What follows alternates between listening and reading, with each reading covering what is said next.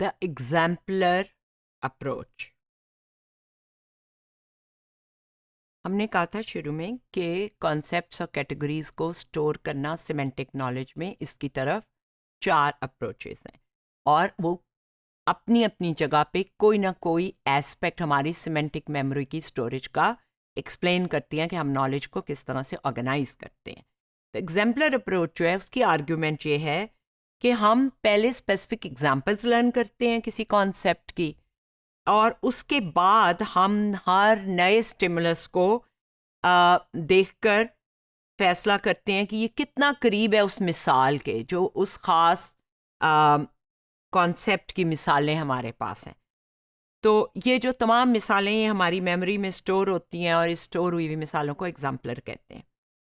मसलन अगर आप डिप्रेशन की बहुत सी केस स्टडीज़ पढ़ें एबनॉर्मल साइकोलॉजी में और फिर किसी आर्टिकल में किसी खातून की या साहब की डिस्क्रिप्शन पढ़ें जिनको कुछ साइकोलॉजिकल प्रॉब्लम्स हैं और वहाँ पे लफ्ज़ ना यूज़ हुआ हुआ डिप्रेशन का, लेकिन जो आप एग्जाम्पल्स देख चुके हैं उसके हिसाब से आप उसको किस कैटेगरी में डालेंगे कि ये तो डिप्रेशन का केस लगता है।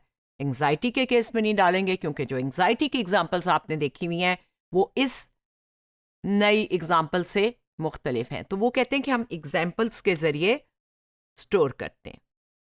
अब एग्जाम्पलर्स और टिपिकलिटी, पहला मॉडल और इस मॉडल में यानी प्रोटोटाइप और एग्जाम्पलर में क्या है।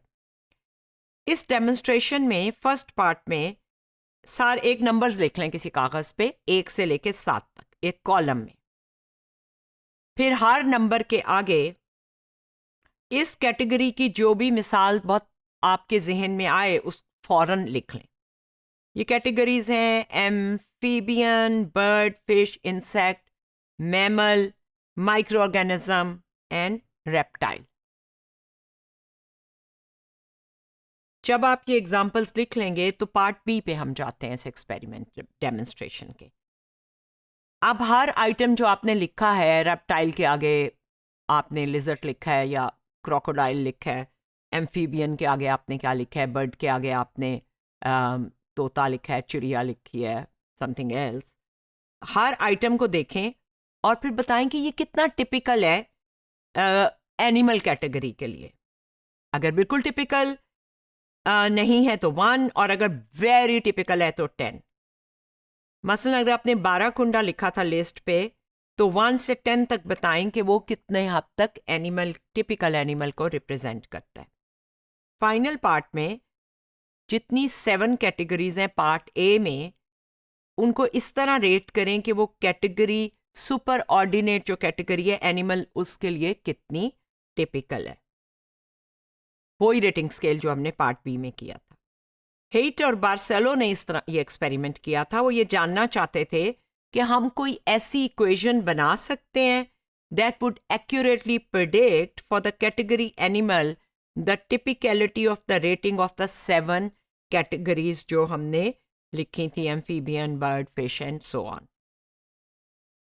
The basic level category insect frequently produce the exemplar bee, but rarely produce the exemplar Japanese beetle, which is a very specific example.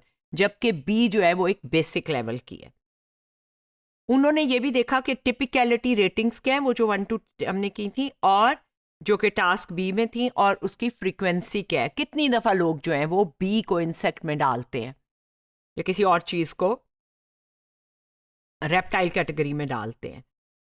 तो उनको लगा कि ये वाकई एक्यूरेटली प्रेडिक्ट करती हैं कि ये जो 7 कैटेगरीज हैं इनमें से कौन सी जो है वो सुपर ऑर्डिनेट कैटेगरी एनिमल की टिपिकल कैटेगरी में फॉल कर।